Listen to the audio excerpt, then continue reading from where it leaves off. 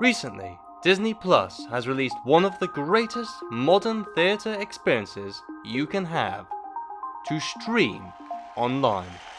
Lin-Manuel's hit Broadway musical, Hamilton, is now on their streaming service. And as I sat there and let this cathedral of the senses wash over me, I understood why this Broadway musical was a hit. The highs, the lows, the middle bits, and everything else between.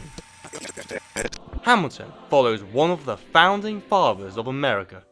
My name is Alexander Hamilton.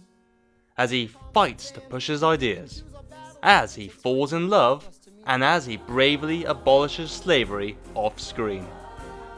With many now watching this musical, which is based off real-life people, there has been a revival of discussion regarding the controversy behind some of the big changes. I dug up some Hamilton history and saw the contrast myself. See, in the play, Hamilton speaks a few times about fighting for slaves' rights. But the history books say otherwise. And by otherwise, I mean he didn't help slaves at all. He had slaves. Many people were shaken by this. They felt tricked into believing a man who made America great was himself also great. But what happens if this lie is a good thing?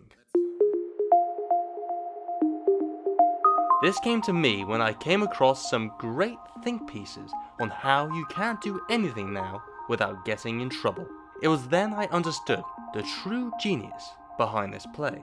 First of all, people don't like seeing the problems of the past.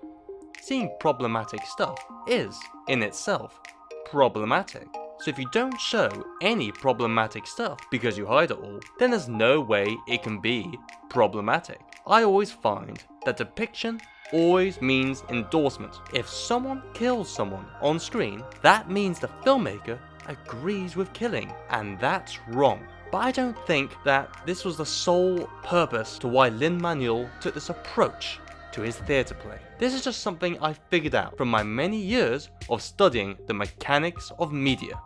If you look back at all my other vids, you'll always hear me saying it's not what we get from media, but what the author of the media is secretly saying that's important, even if we have no idea what that is and how to find that out.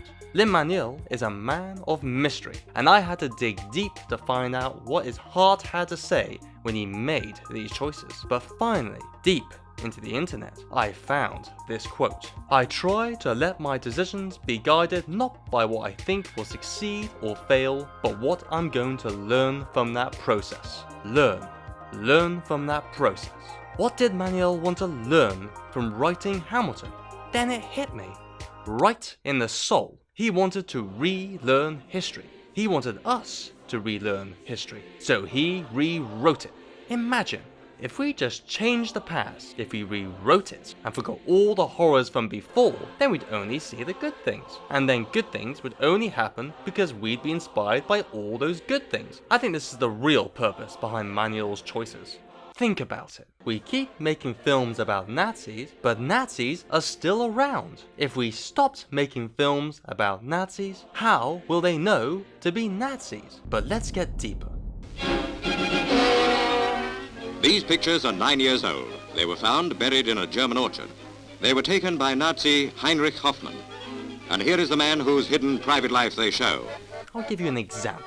What if we made films about Hitler and how he was actually a really nice guy? He spent all his days painting and doing speeches on how great peace is and hugging Jewish people. Think how much that would change the world. Kids would want to paint more, and the salute would be the new high five. And I think this is what Lin-Manuel was attempting to accomplish with Hamilton. He wanted us to forget hate so we could love. He wanted to rewrite history so that he could write our future. I love democracy. So that in time, maybe, we can all high-five whoever we want to. Thank you very much for watching. Please subscribe if you'd like to watch more, and comment on what you think. Do you think Hamilton is problematic? And do you think it's time to forget every bad thing that ever happened and carry on like we fixed all the issues? I hope you've enjoyed this episode of Celluloid Wisdom.